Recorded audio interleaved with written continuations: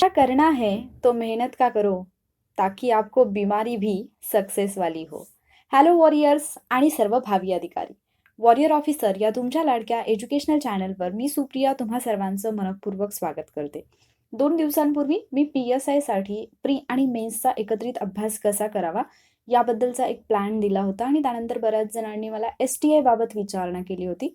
तर आज आपण जर STI व्हायचं असेल तुम्हाला तर त्यासाठी तुम्ही इथून पुढच्या कालावधीमध्ये किंवा जे नेक्स्ट इयरसाठी तयारी करत आहेत, त्यांनी पूर्व आणि मुख्य परीक्षेचा एकत्रित अभ्यास कसा केला पाहिजे किंवा कोणते कॉमन सब्जेक्ट आहेत, कोणते कॉमन टॉपिक आहेत आणि या सगळ्याचा मेळ कसा बसवायचा, याबद्दल आजच्या व्हिडिओमध्ये आपण डिस्कस करणार आहोत.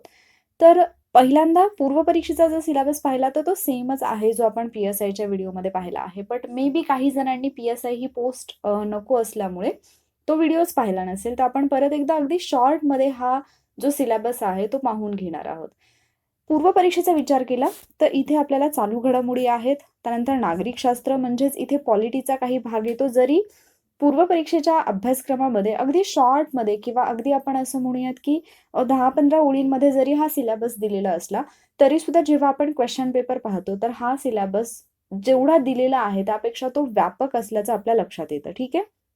नागरिकशास्त्रामध्ये जरी असं म्हटलं असेल की भारताच्या घटनेचा प्राथमिक अभ्यास, राज्य व्यवस्थापन आणि ग्राम व्यवस्थापन फक्त इतकंच दिलं असलं, तरी याच्यामध्ये सगळ्या गोष्टी येतात. म्हणजे पॉलिटीमधले मोस्ट इम्पॉर्टंट टॉपिक जे आहेत ते याच्यामध्ये येतात. त्यानंतर इतिहास, आधुनिक भारताचा विशेषतः महाराष्ट्राचा इतिहास आहे. भूगोलमध्ये पण सेम महाराष्ट्राच्या विशेष संदर्भासह आपल्याला भूगोलाची तयारी करायची आहे.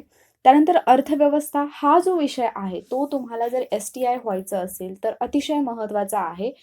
प्रीमध्ये तुम्ही अर्थशास्त्राचा अभ्यास एवढा प्रॉपर आणि परफेक्ट केला पाहिजे की तुमचा अर्थशास्त्रामधला म्हणजे 15 प्रश्न येतात त्याच्यापैकी एखादा दुसरा प्रश्न चुकला तर ठीक आहे. कारण जर STI व्हायचं असेल तर आपलं म्हणजे जी ड्रीम पोस्ट आहे ते फील्डच इकॉनॉमीशी रिलेटेड आहे. म्हणजे तुम्ही त्या क्षेत्रामध्ये जाणार आहात, म्हणजे त्या क्षेत्राबद्दलची माहिती तुम्हाला असणं आवश्यक आहे. त्यामुळे जसं मी PSIच्या बाबतीत तुम्हाला इकॉनॉमिक्स आणि सायन्स तुम्ही स्किप करू शकता किंवा त्याचा थोडाफार अभ्यास करू शकता असं मी म्हटलं होतं. STIच्या बाबतीत हा विषय तुम्हाला काही केल्या म्हणजे ऑप्शनच नाहीये इकॉनॉमिक्स अभ्यासल्याशिवाय. ठीक आहे. तर याच्यामध्ये कोणते मुद्दे येतात? भारतीय अर्थव्यवस्था, मग यामध्ये राष्ट्रीय उत्पन्न आहे, शेती, उद्योग, परकीय व्यापार, बँकिंग आहे, लोकसंख्या आहे, दारिद्र्य, बेरोजगारी आहे, त्यानंतर मुद्रा आणि राजकोषीय नीती आहे. तर हे घटक येतात. त्याचबरोबर जर आपण शासकीय अर्थव्यवस्थेचा विचार केला तर अर्थसंकल्प, लेखा, लेखापरीक्षण इत्यादी. अर्थसंकल्पाचा विचार करताना आपल्याला बऱ्याचदा हा प्रश्न पडतो की अर्थसंकल्पाचा अभ्यास करायचा म्हणजे सगळंच सगळं वाचत बसायचं का? एवढा मोठा अर्थसंकल्प असतो, एवढी मोठी आकडेवारी त्याच्यामध्ये असते, हे सगळे मुद्दे कसे लक्षात ठेवायचे? तर एवढा सगळा अर्थसंकल्प आपल्याला वाचण्याची आवश्यकता नसते.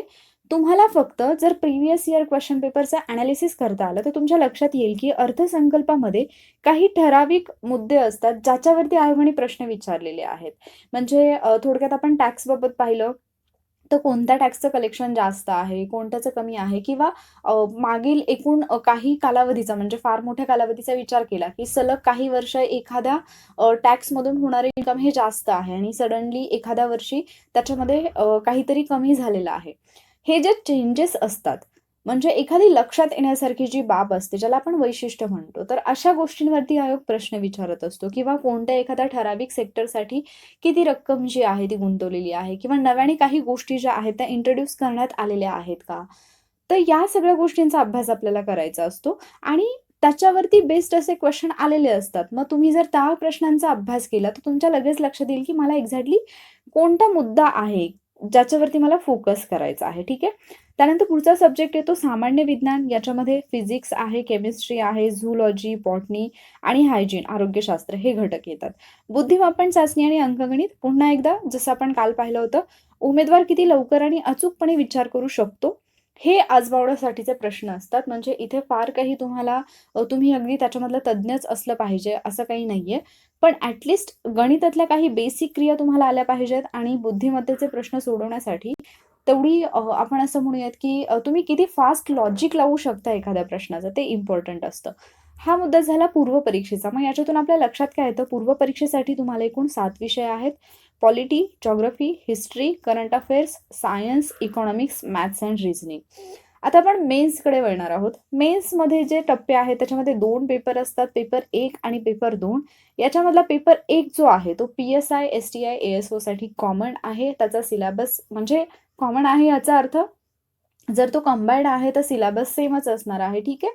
मग जसं मी तुम्हाला PSIची तयारी करताना सांगितलं होतं की तुम्हाला पेपर 1 मधल्या काही घटकांना म्हणजे ज्याला जास्त वेटेज आहे त्याची तयारी तुम्हाला प्री सोबतच करायची आहे.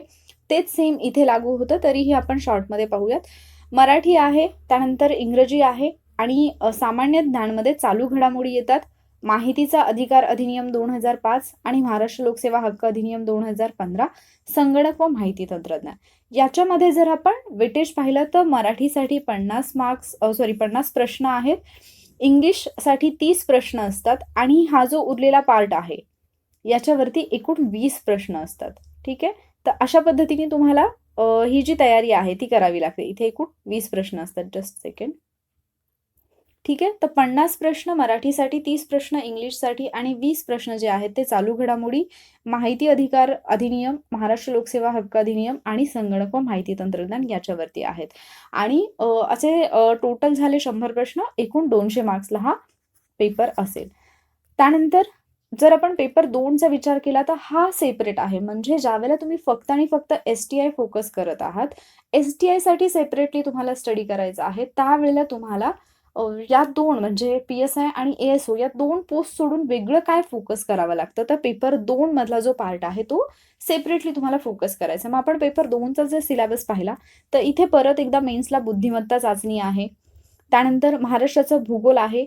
महाराष्ट्राचं भूगोल पॉइंट्स तेच आहेत जे आपण PSI मध्ये पाहिले होते. तर आपण पाहूयात. महाराष्ट्राचा रचनात्मक भूगोल, मुख्य रचनात्मक विभाग, त्यानंतर हवामान आहे, पर्जन्यमान आणि तापमान आहे, पर्जन्यातील विभागवार बदल, नद्या, पर्वत, डोंगर, राजकीय विभाग, प्रशासकीय विभाग, नैसर्गिक संपत्ती, मग याच्यामध्ये वने येतील, खनिजे, त्यानंतर मानवी आणि सामाजिक भूगोल. मग यामध्ये मानवी आणि सामाजिक भूगोल म्हणजेच काय तर लोकसंख्या.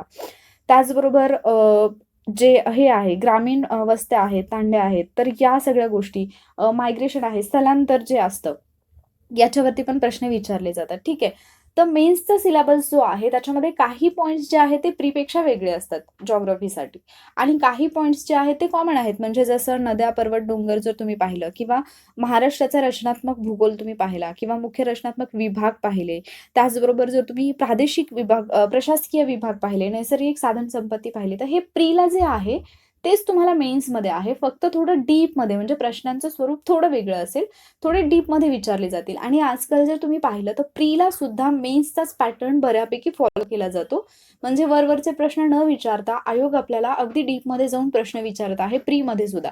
म्हणजे अगदी 100% प्रश्न जरी तसे नसतील तरी सुद्धा काही प्रमाणामध्ये मेन्सला ज्या पद्धतीचे प्रश्न येतात त्या पद्धतीचे प्रीला विचारले जाऊ लागले आहेत, ठीक आहे.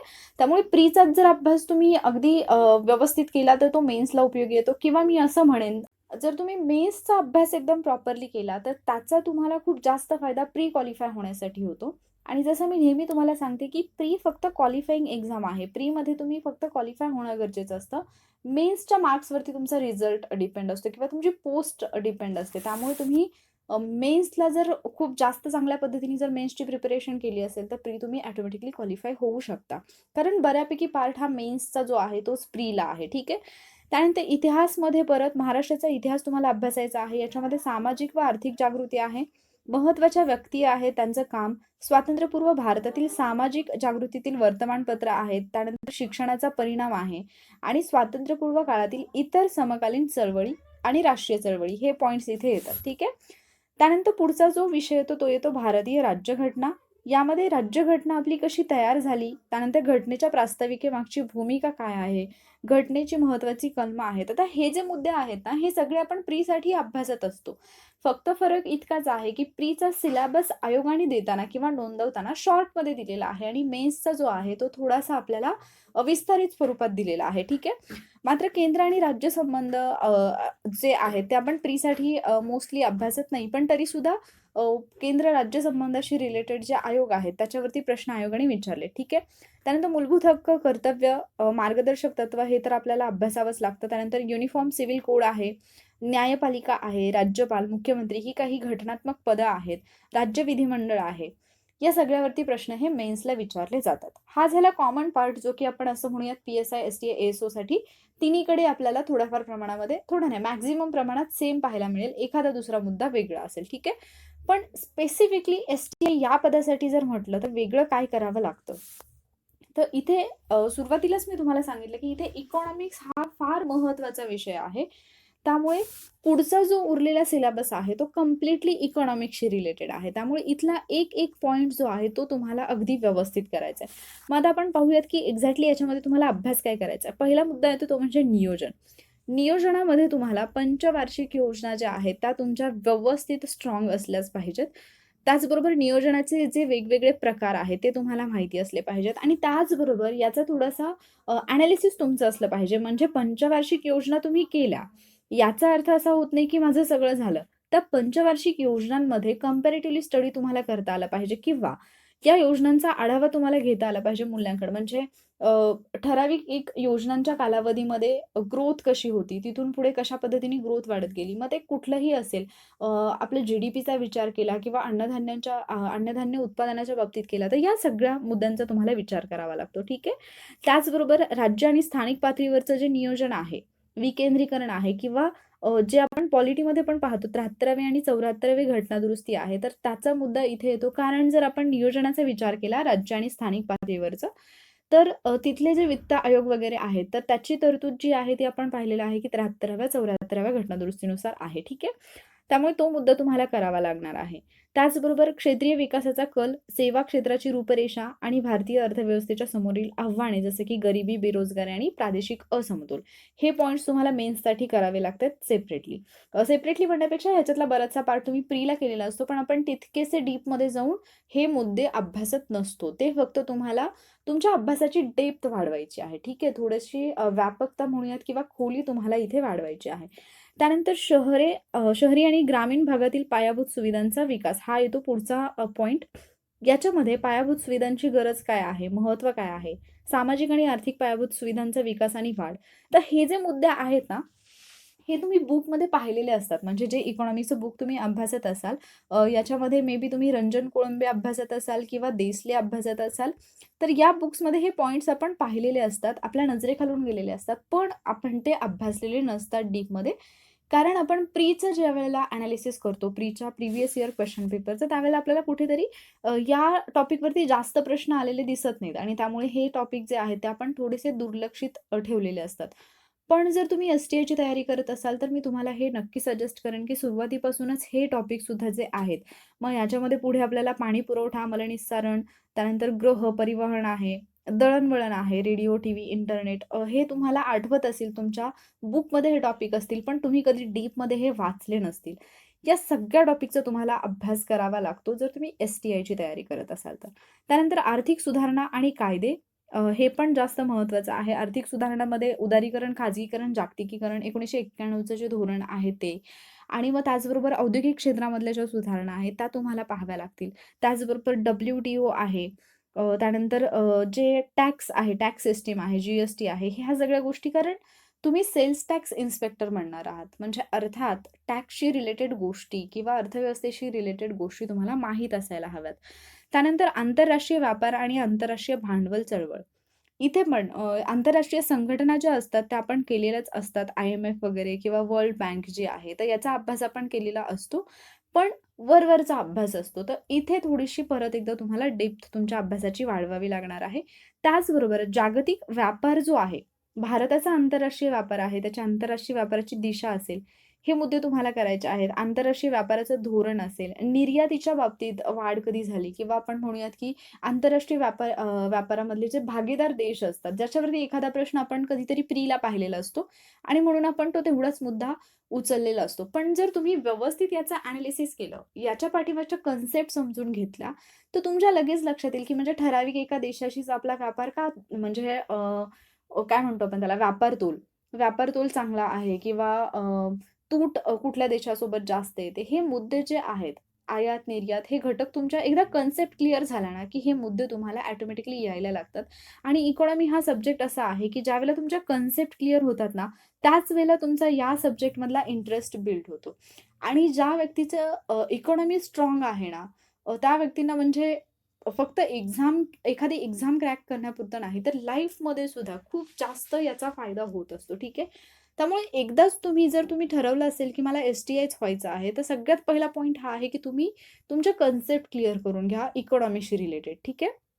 त्यानंतर पुढचा मुद्दा येतो तो म्हणजे सार्वजनिक वित्त व्यवस्था. हा एक खूप इम्पोर्टंट टॉपिक आहे अर्थव्यवस्थेमधला.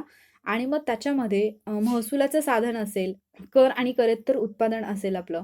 त्याचबरोबर भारतातील केंद्र आणि राज्यातील सार्वजनिक ऋण असेल, सार्वजनिक खर्चामध्ये होणारी वाढ असेल, सार्वजनिक खर्चामधली सुधारणा किंवा जे अर्थसंकल्पाचे प्रकार आहेत वेगवेगळे ते किंवा जे तुटीचे प्रकार आहेत. मग राजकोषीय तूट असेल, महसुली तूट असेल, भांडवली तूट असेल, हे सगळं काय आहे? किंवा याच्याशी रिलेटेड जे ॲक्ट आहेत, काही कायदे आहेत, ते तुम्हाला करायचे आहेत. त्याचबरोबर रिझर्व्ह बँकेचे जे उपक्रम असतात ते, भारतातल्या राजकोषीय सुधारणा ज्या असतात, म्हणजे तुम्हाला मौद्रिक धोरण म्हणजे काय? राजकोषीय धोरण म्हणजे काय? ही धोरणं कोण अंमलात आणतं किंवा याचा वापर कशासाठी केला जातो? हे जे मुद्दे आहेत ना, हे तुम्हाला माहिती असले पाहिजेत. ठीक आहे. आणि या सगळ्याचा केंद्र आणि राज्य स्तरावरचा आढावा तुम्हाला घेता आला पाहिजे. आणि ढोबळमानाने आपण असं म्हणू शकतो, की याच्यामध्ये ॲनालिसिस महत्त्वाचं आहे. तुम्हाला समजलं पाहिजे, की ठराविक कालावधीमध्ये जसं मी पंचवार्षिक योजनांच्या बाबतीत सांगितलं, तसं तुम्हाला भारताचा आर्थिक विकास कसा होतोय. मग त्यामध्ये सगळेच मुद्दे आले. परकीय व्यापाराच्या बाबतीत असतील किंवा इतर गोष्टींच्या बाबतीत असतील. तर म्हणजे फॉर एक्झाम्पल निर्यातीमध्ये सलग काही दिवस म्हणजे आपण निर्यातीमध्ये ज्या वस्तू पाहतो किंवा जो वस्तुगट पाहतो, त्याच्यामध्ये ठराविक एका कालावधीसाठी ठराविक प्रकारच्या म्हणजे अभियांत्रिकी वस्तू या टॉपला होत्या. पण नंतर मग एक ठराविक वर्षामध्ये त्यांचा नंबर खाली आला आणि दुसऱ्या एखाद्या वस्तूंची निर्यात जास्त आली. तर आयोग त्याच्यावरती प्रश्न विचारतो आणि आपण काय विचार करतो, की समजा मी 2020चा पेपर देत आहे, तर आयोगाने मला 2019चं विचारायला पाहिजे किंवा 18चं विचारायला पाहिजे. पण आयोगाने अचानकच 2013-14चा प्रश्न विचारलेला असतो. आणि मग आपण विचार करतो, की एवढं जुनं का विचारलं? त्याच्या पाठीमागचं रिझन हे असतं, की त्या वर्षी नक्कीच त्या क्षेत्रामध्ये नेहमी रेग्युलर जे काही चालू असतं, त्याच्यामध्ये काहीतरी बदल झालेले असतात. फॉर एक्झाम्पल एफ-डी-आय भारतामध्ये एफ-डी-आयच्या बाबतीत कुठला देश आहे, तर मग तिथे सलग आपल्याला माहिती असते, की ठराविक एक देश आहे. पण सडनली एखाद्या वर्षी जर त्या देशाचा क्रमांक वर-खाली झाला असेल, तर तो प्रश्न येऊ शकतो. हे झालं प्रीच्या अनुषंगाने. पण मेन्सच्या बाबतीत जर पाहिलं, तर याच्यापेक्षा थोडंसं डीपमध्ये विचारलं जातं. म्हणून त्याचा अभ्यास आपल्याला माहिती पाहिजे. आता आपण हे मेन्सचा सिलेबस अगदी समजून घेतला. आता पुढचा पॉइंट येतो, की प्री आणि मेन्सला कोणते सब्जेक्ट कॉमन आहेत. एस-टी-आयच्या बाबतीत गंमत हीच आहे, की जास्त काही वेगळं नाहीये. तुम्ही प्रीला जे करता, ते सगळंच्या सगळं तुम्हाला मेन्ससाठी उपयोगी ठरत असतं, फक्त एक विषय सोडून. मग याच्यामध्ये पॉलिटी तुम्हाला प्रीला आहे, मेन्सला आहे. जिओग्राफी प्रीला आहे, मेन्सला आहे. हिस्ट्री प्रीला आहे, मेन्सला आहे. त्यानंतर करंट अफेअर्स प्रीला आहे, मेन्सला आहे. इकॉनॉमिक्स प्रीला आहे आणि मेन्स तर पूर्ण आपलं इकॉनॉमिक्सवरतीच आहे. हे तुम्ही जस्ट आता पाहिलं. त्यानंतर मॅथ्स आणि रिझनिंग प्रीला आहे, मेन्सला सुद्धा आहे. ठीक आहे. मग उरतो फक्त एक विषय, जो की प्रीला आहे पण मेन्सला नाही, तो म्हणजे सायन्स. ठीक आहे. मग ह्या सायन्ससाठी तुम्ही किती इनपुट द्यायची गरज आहे किंवा किती कष्ट घ्यायची गरज आहेत, हा ज्याचा त्याचा प्रश्न आहे. वैयक्तिकरित्या मला विचारलं तर मी असं म्हणेन, की जर फक्त आणि फक्त एस-टी-आय पोस्ट तुम्ही टार्गेट करत असाल किंवा पी-एस-आय आणि एस-टी-आय टार्गेट करत असाल, तर सायन्ससाठी खूप जास्त मेहनत घेण्यामागे किंवा मला 15च्या 15 मार्क्स पाहिजेतच म्हणून मी सायन्सची अगदी 2-2, 3-3 पुस्तकं वाचेन किंवा मी म्हणजे 4 महिन्याच्या कालावधीतले 2 महिने मी सायन्सलाच देईन, असं अजिबात करायची आवश्यकता नाहीये. फक्त तुमचे प्रीसाठी क्वालिफाय होण्यापुरते मार्क्स येण्यापुरतं जरी तुम्ही सायन्स वाचलं, तर that is more than enough. कारण तुम्हाला मेन्सला तो सब्जेक्ट नाहीये आणि बाकीच्या सब्जेक्टमधून तुम्ही प्री क्वालिफाय होण्याएवढे मार्क्स नक्कीच मिळवू शकता. ठीक आहे. I am sorry. मग आता इथून पुढचा अभ्यास नक्की कसा करायचा? तर मी पहिल्यांदाच तुम्हाला सांगितलेलं आहे, की इकॉनॉमिक्स हा सब्जेक्ट जो आहे, तो एस-टी-आयसाठी खूप जास्त इम्पोर्टंट आहे. त्यामुळे तो तुम्ही आत्ताच स्ट्राँग करून घेतला पाहिजे. मुद्दा महत्त्वाचा तो म्हणजे कन्सेप्ट तुमच्या क्लिअर असल्या पाहिजेत. राजकोषीय धोरण, मौद्रिक धोरण असेल, सार्वजनिक वित्तमधल्या काही कन्सेप्ट आहेत, जसं की महसुली खातं असेल, भांडवली खातं असेल, याच्यामधले जे पॉइंट्स आहेत, या कन्सेप्ट जर तुमच्या क्लिअर असतील, तर कन्सेप्टवरून बऱ्याचदा तुम्हाला फॅक्ट माहीत नसल्या तरीसुद्धा तुमचे फॅक्च्युअल क्वेशन्स जे असतात, ते तुमचे फक्त कन्सेप्टवरती क्लिअर होत असतात. ठीक आहे. त्यामुळे कन्सेप्ट पहिल्यांदा क्लिअर करून घ्या आणि जे फॅक्ट्स आहेत, ते नेहमी अभ्यास करताना डायरी मेंटेन करा.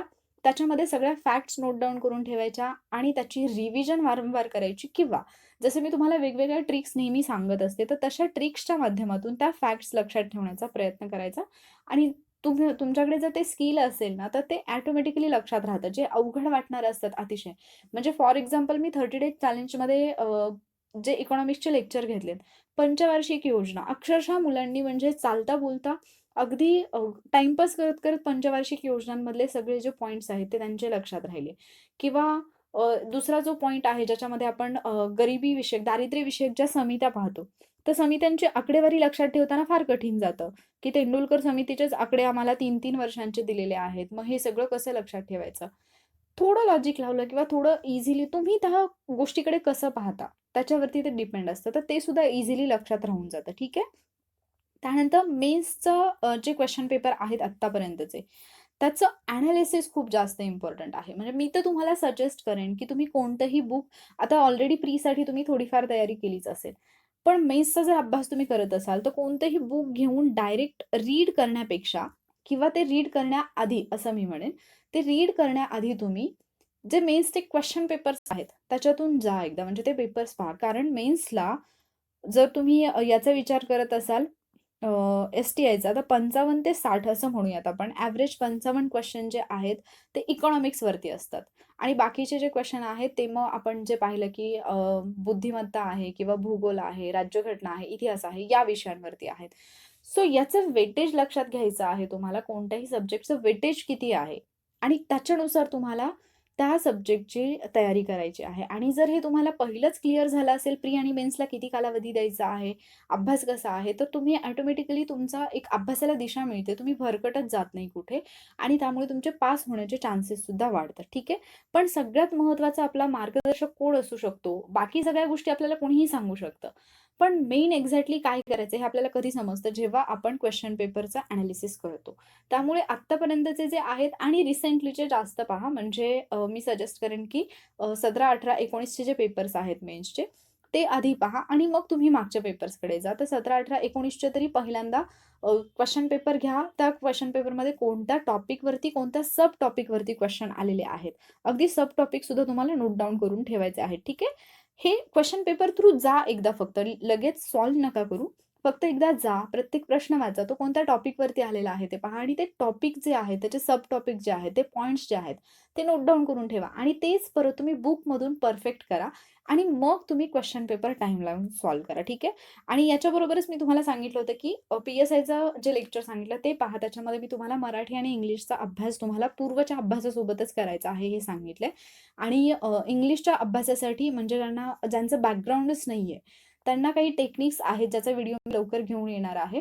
आणि मग त्या टेक्निकच्या व्हिडिओमधून तुमच्या लक्षात येईल, की इंग्लिशमध्ये सुद्धा आपण कशा पद्धतीने मॅक्सिमम स्कोर करू शकतो. ज्यांचं इंग्लिश बॅकग्राऊंड आहे त्यांच्या एवढा स्कोर आपला कसा येऊ शकतो, जरी आपलं बॅकग्राऊंड नसेल तरी. पण एक मुद्दा फक्त लक्षात घ्या, की तुम्ही जर कारणं देत बसलात ना, तर तुम्हाला सगळ्या गोष्टी अवघड वाटतील. पण जर तुम्ही ठरवलं, की काहीही झालं तरी मला करायचंच आहे, तर मात्र सगळं काही सोपं होईल आणि तुमच्यासमोर हजारो मार्ग जे आहेत, ते ओपन असतील.